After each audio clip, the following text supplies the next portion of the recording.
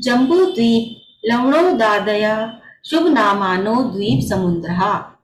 जम्बूद्वीप लवणोदादया शुभनामानो द्वीप समुद्रः, यानी कि इस मध्य लोक में अच्छे अच्छे नाम वाले जम्बूद्वीप आदि द्वीप और लवण समुद्र आदि समुद्र हैं। पहले द्वीप और पहले समुद्र का यहाँ पर नाम ले दिया गया है कि पहला जो द्वीप है जम्बू द्वीप आदि इस प्रकार के बहुत सारे द्वीप हैं, और जो पहला समुद्र है लवण समुद्र उस तरह के और बहुत सारे समुद्र हैं। तो बहुत सारे नाम न लेकर यहाँ पर सिर्फ पहले पहले का ही नाम ले दिया गया है कि जम्बू द्वीप आदि बहुत सारे द्वीप हैं और लवण समुद्र आदि उस तरह के बहुत सारे क्या हैं, समुद्र हैं। ठीक है, फिर भी एक बार थोड़े से ही डिटेल में इसको देखते हैं। तो देखिए, चित्रा पृथ्वी जो कि यहाँ पर मध्यलोक में जो चित्रा पृथ्वी है उसके बीचों बीच थाली के आकार का 1,00,000 योजन विस्तार वाला पहला द्वीप जम्बू द्वीप है। ठीक है, थाली के आकार का। फिर उसके बाद उसके चारों तरफ उसको घेरे हुए पहला समुद्र यानी कि लवण समुद्र है। लवण समुद्र के चारों ओर द्वारकी खंड द्वीप है। उसके चारों ओर कालोददी समुद्र है। फिर उसके चारों ओर पुष्करवर द्वीप है। उसके चारों ओर पुष्करवर समुद्र है। तो देखिए, 2.5 द्वीप की रचना भी इसी के अंदर आती है। तो जो पुष्करवर द्वीप है उसके आधे चारों ओर क्या है, मानुषोत्तर पर्वत है उसके आधे में। ठीक है, और उसके चारों ओर आधे में मानुषोत्तर पर्वत है। तो मानुषोत्तर पर्वत के पहले पहले जो 2.5 द्वीप है उसको 2.5 द्वीप कहते हैं, यानी कि एक जम्बू द्वीप, एक लवण समुद्र, एक द्वारकी खंड द्वीप और एक कालोददी समुद्र। कितने हो गए, 2 द्वीप हो गए, और आधा पुष्कर द्वीप, यानी कि 2 द्वीप, 2 समुद्र और आधा पुष्करवर द्वीप। इस प्रकार से ये 2.5 द्वीप की रचना होती है। उसके बाद मानुषोत्तर पर्वत आ जाता है। तो जो मानुषोत्तर पर्वत के पहले पहले ही मनुष्य होते हैं, यानी कि वहां तक ही मनुष्य जा सकते हैं। इस प्रकार की ये एक रचना है। ठीक है, फिर उसके बाद क्या होता है, पुष्करवर समुद्र को घेरे हुए जो चौथा है वो है वारुणीवर द्वीप, और उसके बाद है वारुणीवर समुद्र। उसके बाद जो 5वां द्वीप है वो है क्षीरवर द्वीप और क्षीरवर समुद्र। इसी समुद्र के जल से देव भगवान का अभिषेक करते हैं, यानी कि जब पांडुक शिला पे जब भगवान का तीर्थंकर भगवान का जन्म होता है और पांडुक शिला पर उनका अभिषेक होता है, तो जो देवता गण आते हैं वो यही 5वें समुद्र के जल से जल लेकर जाते हैं, और उससे क्या होता है, तीर्थंकर भगवान का अभिषेक होता है। बालक का, तीर्थंकर बालक का अभिषेक होता है। ठीक है, फिर उसके बाद आता है छठा धृतवर द्वीप और धृतवर समुद्र। 7वां है इच्छुवर द्वीप और इच्छुवर समुद्र। 8वां सभी को पता है, हम सभी लोग उसकी पूजा करते हैं, यानी कि नंदीश्वर द्वीप। और उसके बाद उसको चारों ओर दिशाओं में कितने कितने चैताल्य हैं, 13 चैताल्य होते हैं अकृत्रिम। तो कितने 52 अकृत्रिम चैताल्य होते हैं, कहाँ पर, नंदीश्वर द्वीप में, जो कि 8वां द्वीप है, और जिसमें कार्तिक, फागुन और आषाढ़ की जो 28 आती हैं उसमें देवता लोग वहां पर जाकर पूजा करते हैं। मनुष्य नहीं जा सकते, क्योंकि मनुष्य कहाँ तक जा सकते हैं, 2.5 द्वीप तक जा सकते हैं। तो जो देवता लोग होते हैं वो जाकर वहां पर विशेष पूजा करते हैं इन 3 उसमें मास में। तो उसी प्रकार से हम लोग भी यहाँ पर मनुष्य इन्हीं भावों के साथ पूजा करते हैं कि एक बार कभी न कभी हमें भी वह अवसर प्राप्त हो और हम भी देव गति में जन्म लेकर फिर जो 8वां द्वीप है नंदीश्वर द्वीप, वहां पर जाकर हम पूजा कर सकें। इन भावों के साथ उन 28 में नंदीश्वर द्वीप की पूजा की जाती है। ठीक है, फिर उसके बाद जो 9वां है वो है अरुणवर द्वीप और अरुणवर समुद्र। 10वां है अरुणा भास्वर द्वीप और उसके बाद समुद्र। 11वां है कुंडलवर द्वीप और जिसके चारों दिशाओं में भी एक एक अकृत्रिम चैताल्य होते हैं। फिर कुंडलवर समुद्र होता है।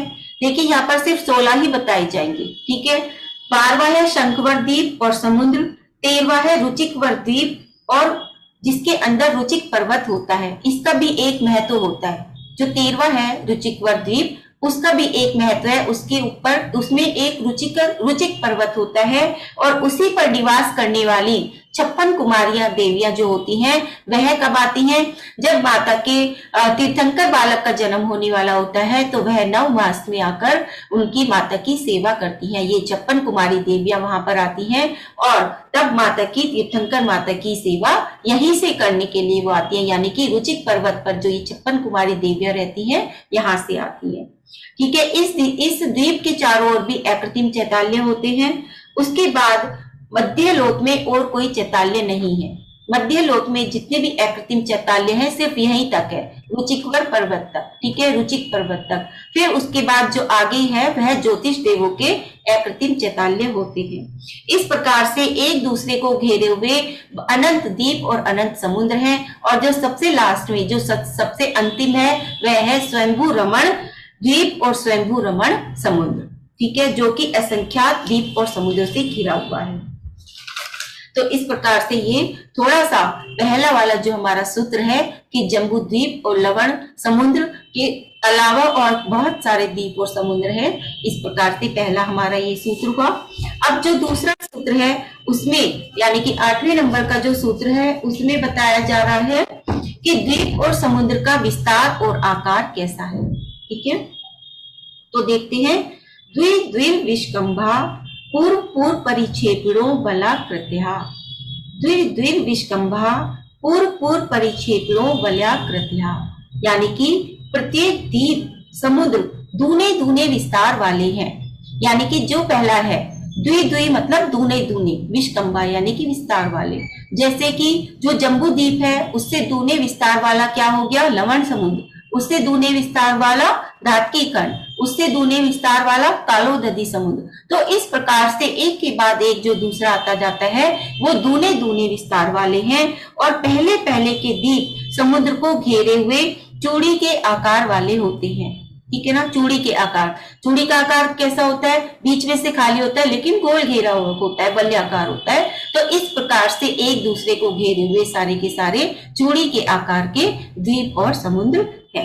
ठीक है, तो देखिए इसमें यही बता दिया गया है कि पहले द्वीप का जितना विस्तार है उसका दूसरा विस्तार पहले समुद्र का है, और फिर उससे भी दुगना दूसरे द्वीप का, फिर उससे भी दुगना तीसरे समुद्र का, इस प्रकार से है।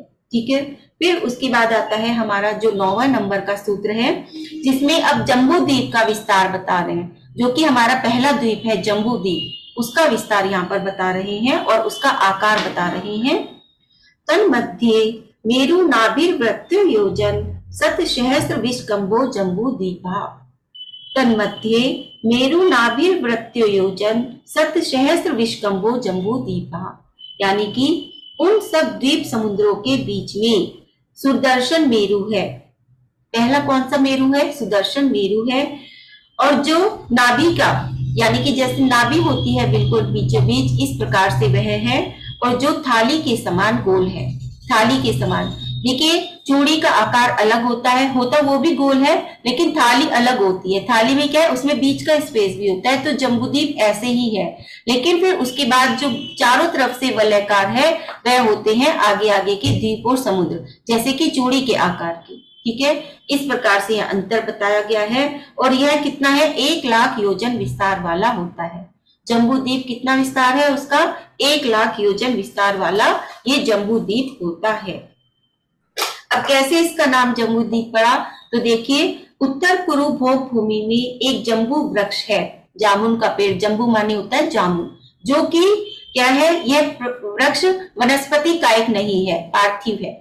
ठीक है, तो इसमें क्या है? इस अनादि निधन ये वृक्ष होता है। जम्बू वृक्ष जो है वहां का अनादि निधन है, इसी के कारण जो ये द्वीप है जम्बूद्वीप कहलाता है। जम्बूद्वीप मतलब जामुन का। ठीक है ना, और सब द्वीप समुद्रों के बीच में ये जम्बूद्वीप है।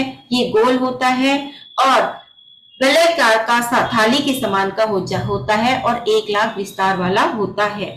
1 लाख योजन में कितना होता है? 1000 योजन तो इसमें नीचे होते हैं, पृथ्वी के नीचे, जो कि हमें दिखाई नहीं देते। जैसे कि नींव होती है, जैसे मकान की नींव होती है वो हमें नींव दिखाई नहीं देती, लेकिन जो मकान होता है वो नीचे भी होता है। तो इसी प्रकार से ये 1000 योजन तक तो नीचे है और उसके बाद ऊपर है, और उसके बाद उसमें 40 योजन की क्या होती है? चूलिका होती है, जैसे चोटी कह देते हैं, चूलिका होती है। तो इस प्रकार से ये 1 लाख 40 योजन वाला होता है। ठीक है,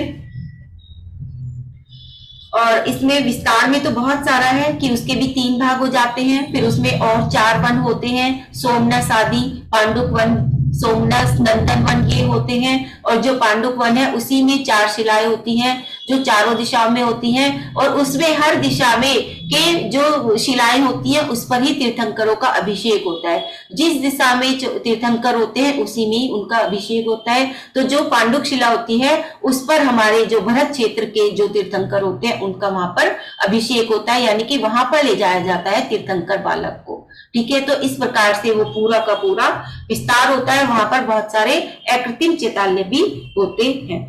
ठीक है, तो उसके बाद फिर आता है हमारा 10 नंबर का। ये बहुत शॉर्ट में ही लेकर हम चल रहे हैं, ज्यादा विस्तार नहीं बता रहे हैं। ठीक है, अब इसमें जम्बू द्वीप के अंदर 7 क्षेत्र भी होते हैं। उन 7 क्षेत्रों का यहाँ पर वर्णन किया जा रहा है इस वाले सूत्र के माध्यम से। तो भरत, हेमवत, हरि, विधे, रम्यक, हिरण्य, वैरावत, वर्षा, क्षेत्राणी। भरत, हेमवत, हरि, विधे, रम्यक, हिरण्य, वैरावत, वर्षा, क्षेत्राणी। यानी कि जम्बू द्वीप में भरत, हेमवत, हरि, विधे, रम्यक, हिरण्यवत, ऐरावत ये 7 क्षेत्र होते हैं। ठीक है, हम कौन से क्षेत्र में रहते हैं? पहले क्षेत्र में रहते हैं, यानी कि भरत क्षेत्र में रहते हैं। और भरत क्षेत्र के भी कौन से खंड में रहते हैं हम लोग? आर्य खंड में रहते हैं। ठीक है ना, आर्य खंड में रहते हैं हम लोग। तो भरत क्षेत्र के उत्तर में क्या है? देखिए, हिमवन पर्वत होता है और पूर्व तथा पश्चिम में लवण समुद्र है। तो इसलिए भरत क्षेत्र के बीच में क्या होता है? विज्याट पर्वत होता है। तो इस प्रकार से ये यहाँ पर 7 क्षेत्रों का वर्णन बता दिया गया है, और विस्तार से बताएंगे तो बहुत सारा यहाँ पर हो जाएगा। ठीक है, तो उन क्षेत्रों के बीच में देखिए विदेह क्षेत्र भी होता है, जहां पर हमेशा 20 तीर्थंकर होते हैं। हम लोग भरत क्षेत्र में हैं, जहां पर कि सिर्फ चौथे काल में ही तीर्थंकर होते हैं। लेकिन इसमें जो आगे विदेह क्षेत्र होता है वहां पर क्या होते हैं? हमेशा ही चतुर्थ काल रहता है। यह वहां की विशेषता है विदेह क्षेत्र की। और वहां पर 20 तीर्थंकर विद्यमान रहते हैं, जिनके की हम पूजा में अर्घ भी चढ़ा कर आते हैं कि विदेह क्षेत्र में विद्यमान 20 तीर्थंकरों के चरणों में हमारा क्या हो? बारंबार नमन हो, हम उनके चरणों में अर्घ चढ़ाते हैं। इस प्रकार से तो विदेह का मतलब है कि देह रहित, जहां पर हमेशा देह हमेशा के लिए छूट जाती है, ऐसा वो विदेह क्षेत्र है। यानी कि वहां पर आज भी मोक्ष की प्राप्ति की जा सकती है। वहां पर जो भी है तो वहां देह रहित होने के लिए ही उस स्थान का नाम, उस क्षेत्र का नाम क्या है? विदेह क्षेत्र हो जाता है। ठीक है, तो इस प्रकार से वहां पर सीमंदर, युगबंदर आदि जो 20 तीर्थंकर हैं जिनके नाम हम लोग पढ़ते हैं, वे वहां पर हमेशा ही विद्यमान रहते हैं। ठीक है, और वहां पर हमेशा भोग भूमि होती है, कर्म भूमि। देखिए, हेमवतक और जो हिरण्यवत है वहां पर जगन्य भोग भूमि होती है। हरि और रम्यक जो क्षेत्र है वहां पर मध्यम भोग भूमि होती है। और देवकुरु और जो उत्तर कुरु है उसमें उत्तम भोग भूमि होती है। तो इस प्रकार से यहाँ वहां पर उत्तम भोग भूमियां होती हैं। और जो हमारा भरत क्षेत्र है वहां पर क्या होती है? कर्म भूमि होती है। काल के हिसाब से 3 काल में भोग भूमि और 3 काल में कर्म भूमि होती है हमारे भरत क्षेत्र में। ठीक है, तो इस प्रकार से ये वर्णन हुआ। उसके बाद आता है हमारा 11 नंबर का सूत्र, जिसमें कि 6 कुलाचल यानी कि 6 पर्वत का यहाँ पर वर्णन किया गया है। कि अब 7 क्षेत्र बता दिए, अब आते हैं 6 पर्वत। तो तद विभाजिना पूर्वा परायता हिमवन, महाहिमवन, निषद, नील, रुक्मी, शिखरीणो, वर्षधर पर्वता। यानी कि उन 7 क्षेत्रों को विभाग करने वाले पूर्व से पश्चिम तक लंबे लंबे कैसे? हिमवन, महाहिमवन, निषद, नील, रुक्मी और शिखरीन, ये 6 वर्षधर यानी कि कुलाचल पर्वत होते हैं, जो कि इन क्षेत्रों का विभाग करते हैं। जो जैसे भरत है और उसके बाद कौन सा है? ऐरावत। भरत के बाद दूसरा क्षेत्र आ जाता है हमारा हेमवत। तो भरत और हेमवत के बीच में कौन सा क्षेत्र आ जाता है हमारा? कौन सा पर्वत आ जाता है? पहला पर्वत आ जाता है, यानी कि हिमवान। तो 2 क्षेत्रों के बीच में एक पर्वत, फिर उसके बाद दूसरे और तीसरे के बीच में एक पर्वत, फिर तो तीसरे और चौथे के बीच में एक पर्वत। तो हर क्षेत्रों को विभाजित करते हुए एक एक बीच में पर्वत होता है। इस प्रकार से 7 क्षेत्रों का जो विभाजन होता है वो 6 पर्वतों के द्वारा होता है, इन 6 कुलाचलों के द्वारा होता है। ठीक है, अब इन जो पर्वतों के रंग हैं वो बता रहे हैं 12वें नंबर के सूत्र के माध्यम से। तो हेमार्जुन तपनीय वैडूर्य रजत हेमया, हेमार्जुन तपनीय वैडूर्य रजत हेमया, यानी कि ऊपर कहे गए जितने भी पर्वत है, यानी कि अभी जो हमारे पीछे वाले सूत्र में पर्वत निकले थे, 6 कुलाचल निकले थे, उनमें जो पहला पर्वत है यानी कि हिमवान पर्वत, वो स्वर्ण के समान होता है, उसका रंग स्वर्ण के सोने के समान रंग वाला होता है।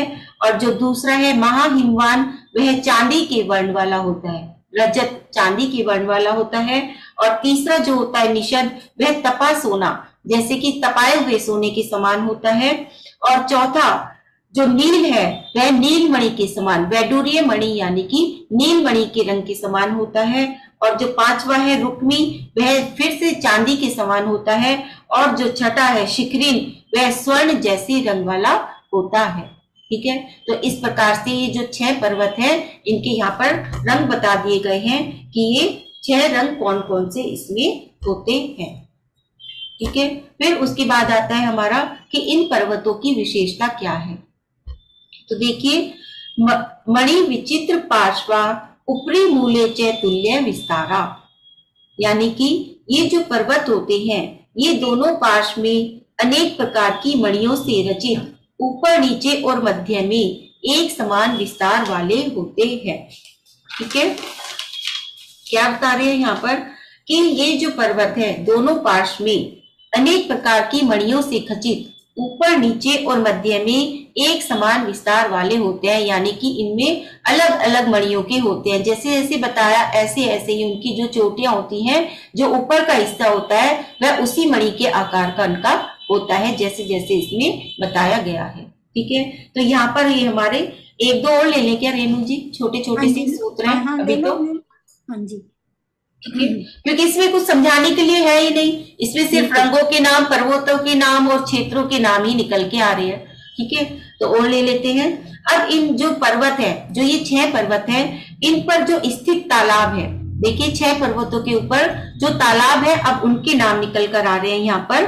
पद्म, महापद्म, तिंगिज, केशरी, महापुंडरीक, पुंडरीका, हृदय तेषाम उपरी, यानी कि हृदय मतलब तालाब, कुंड सरोवर। तो उन पर्वतों के ऊपर क्रम से पद्म, महापद्म, तिंगिज, केशरिन, महापुंडरीक और पुंडरीक नाम के तालाब होते हैं। तो आप इनको क्रम से लगा लीजिए, यानी कि जो पहला पर्वत है तो उसके ऊपर कौन सा है, पद्म नाम का सरोवर होता है। पहला पर्वत कौन सा था हमारा, पहला पर्वत था हमारा हिमवान पर्वत, उसके ऊपर कौन सा आ गया, पद्म नाम का सरोवर। तो ऐसे ऐसे क्रम से जो क्रम उनका तालाब उनका है कुलाचल का, उसी के ऊपर हम क्रम से लगा लेंगे कि उन्हीं के ऊपर क्रम क्रम से ये 6 तालाब होते हैं। ठीक है ना, कौन कौन से, पद्म, महापद्म, तिंगिज, केशरीन, महापुंडरीक और पुंडरीक, ये 6 तालाब होते हैं उन 6 कुलाचल के ऊपर। ठीक है, उसके बाद आता है जो प्रथम हमारा तालाब है यानी कि पद्म, तो उसकी लंबाई और चौड़ाई कितनी होती है। यहाँ पर जो पद्म सरोवर है उसकी लंबाई चौड़ाई बता रहे हैं। देखिए, ये सारा के सारे का अगर विस्तार का वर्णन जानना है इसका, तो सारा का सारा कहाँ पर मिलेगा आपको, तिलोय परिणति में। तिलोय परिणति जो शास्त्र है या त्रिलोक सार जो शास्त्र है, उसमें आपको इनका पूरा का पूरा विस्तार मिल जाएगा। पूरा का पूरा जो कर्णन योग है वो सारा का सारा वहां पर विस्तार से उस वहां पर पूरा का पूरा वर्णन दिया हुआ है। ठीक है, तो यहाँ पर देखिए, प्रथमो योजन सहस्त्रायाम ततर्थ विष्काम बोध हृदा, यानी कि जो पहला पद्म सरोवर है पूर्व पश्चिम 1000 योजन लंबा है, पूर्व से पश्चिम 1000 योजन लंबा और उत्तर से दक्षिण 500 योजन चौड़ा है। यानी कि अगर पूर्व से पश्चिम उसको नापेंगे तो 1000 योजन और उत्तर से दक्षिण नापेंगे तो 500 योजन, इतनी उसकी क्या है लंबाई और चौड़ाई होती है। देखिए कितना बड़ा सरोवर है ना। और यहाँ के सरोवर अगर हम देखें अभी तो कितने छोटे छोटे से हैं, लेकिन इतने बड़े सरोवर की कल्पना करके देखिए, 1000 योजन विस्तार वाला तो सरोवर ही है ना, और 500 योजन विस्तार वाला और 1000 योजन विस्तार वाला, ऐसा पद्म सरोवर होता है। ठीक है, अभी इसकी गहराई बता रहे हैं कि ये जो हमारा प्रथम सरोवर है तालाब है इसकी गहराई कितनी है। तो देखिए 10 योजना गहा, यानी कि यह जो पद्म सरोवर है यह 10 योजन गहरा होता है। इसकी जो गहराई होती है यह 10 योजन गहरा होता है। ठीक है, और क्या विशेषताएं हैं इसकी, तो देखिए, तन्मध्ये योजनम पुष्करम, तन्मध्ये योजनम पुष्करम, यानी कि पद्म सरोवर के बीच 1 योजन चौड़ा कमल होता है। कमल का फूल कितना योजन चौड़ा होता है, 1 योजन चौड़ा कमल होता है। यह कमल वनस्पति काय का नहीं, किंतु कमल के आकार की एक प्रकार से वहां पर पृथ्वी होती है। ठीक है, एक प्रकार की वह पृथ्वी होती है कमल के आकार की, यह वनस्पति कायिक नहीं होता, जिसमें 2 कोश की कर्णिका और 1 कोश की पंखुड़ियां होती हैं। ठीक है, देखिए इतना बड़ा होता है ये पद्म सरोवर में जो ये कमल होता है, 1 योजन लंबा और चौड़ा। ठीक है, अब इन कमलों में, इन तालाबों में जो रहने वाला है और कमलों का विस्तार कितना है अन्य तालाब और अन्य कमल का, ये तो हमारा पहला हो गया कि पहला जो हमारा तालाब था उसका लंबाई और चौड़ाई और गहराई थी। अब जो अन्य है उनकी बता देते हैं, तो तद द्विगुण द्विगुणा हृदा पुष्कराणी चा, यानी कि आगे के तालाब और कमल क्रम से प्रथम तालाब से तथा उसके कमल से दूने दूने विस्तार वाले हैं।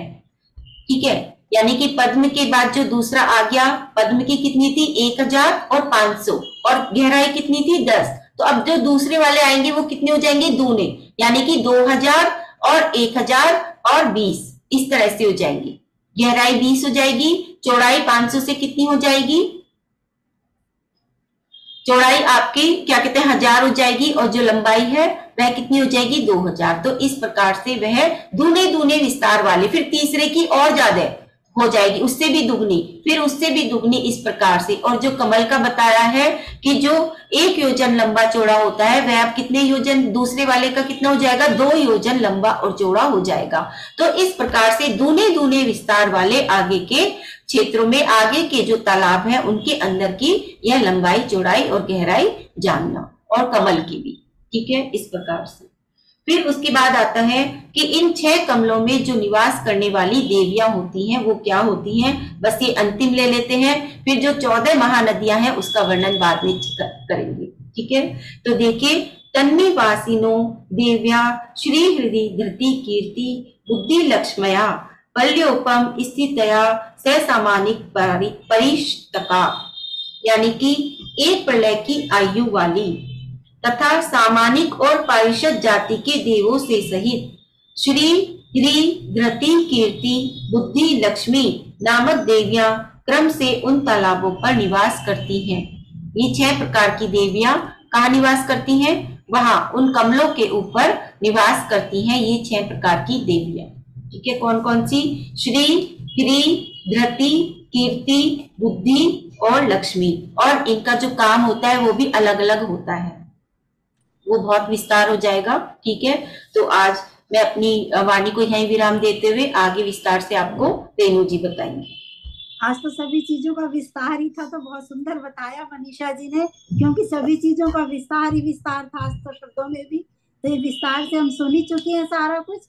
और हम पंचमेरु की पूजा में जैसे हम पढ़ते हैं 2 जल दिढ़ाई सब गणत मूल विराजई, तो उसी अपेक्षा से हमने शुरू में पढ़ा कि पहले जम्बू द्वीप और फिर उसको घेरे हुए लवण समुद्र, फिर उसको घेरे हुए धातकी खंड और उसको घेरे हुए कालोदधि समुद्र, और उसके बाद पुष्कराट द्वीप। तो 2 जलधि ढाई द्वीप में, यानी 2 तो जल्दी हो गए, 2 तो समुद्र हो गए और 2.5 द्वीप हो गए, जम्बू द्वीप धातकी खंड और पुष्कराट पुष्कर द्वीप का आधा भाग।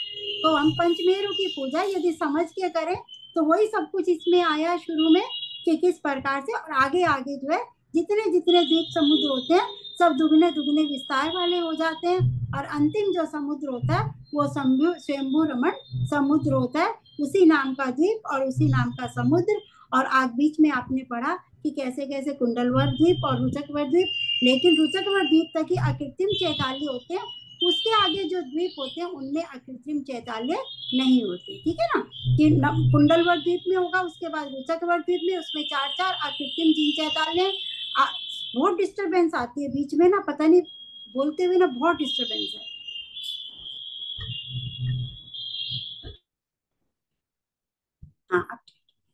आगे आगे जो जितने द्वीप समुद्र आते हैं वो दुगने दुगने विस्तार वाले हो जाते हैं। इनको आप गूगल पे निकाल के भी समझ सकते हैं। अगर किसी के पास तिलोय पंडित या त्रिलोकसार अगर है शास्त्र जी, तो जैसा मनीषा जी ने बोला उसमें भी आप समझ सकते हैं। और गूगल में भी हमें इसके बारे में बहुत कुछ मिल सकता है, क्योंकि आप खुद अपने हाथ से अगर इसका मानचित्र बना लेंगे तो कभी भी भूलने में नहीं आएगा। ये सब करणान योग से संबंधित चीजें हैं, इनको आप अगर लिखित रूप में समझेंगे तो बहुत अच्छा आप लोगों को सभी को समझ आएगा। बाकी तो सब हमने विस्तार पढ़ा है कि 7 क्षेत्र हैं, उनको विभाजन करने वाले किस प्रकार से, बीच में 6 पर्वत हैं, तो सारा हमने पढ़ा। भरत क्षेत्र में हम रहते हैं, विदेह क्षेत्र में हमेशा चौथा काल होता है, और भरत और ऐरावत क्षेत्र जो है उसमें कर्म भूमि रहती है। विदेह क्षेत्र में कर्म भूमि भी होती है और उत्तम भोग भूमि भी होती है। और बाकी के जो 4 क्षेत्र हैं उसमें 2 में जगन्य भोग भूमि होती है, 2 में मध्यम भोग भूमि होती है। हेमवत और हिरण्यवत में जगन्य भोग भूमि और हरि और रम्यक में मध्यम भोग भूमि होती है, वहां पर कल्प वृक्ष इत्यादि होते हैं। तो सारा सब चीजों का विस्तार आज हम पढ़ते आए हैं, बहुत सुंदर ढंग से मनीषा जी बता चुकी हैं। इसके आगे का वर्णन लेते हैं, जो भी आगे हमारा चलता है डेली उसको लेते हैं। बहुत अच्छे। चलिए नियम ले लेते हैं। ठीक है, सभी ने कल पार्श्वनाथ स्तुति तो पढ़ ही ली होगी और मेरे ख्याल से 1 से ज्यादा बार पढ़ी होगी।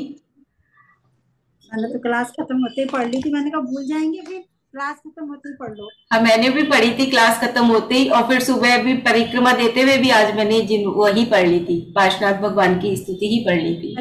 फोन बजता रहा, मैंने कहा फोन बजने तो स्तुति भूल जाऊंगी तो फिर नियम रह जाएगा बीच में। बिल्कुल। चलिए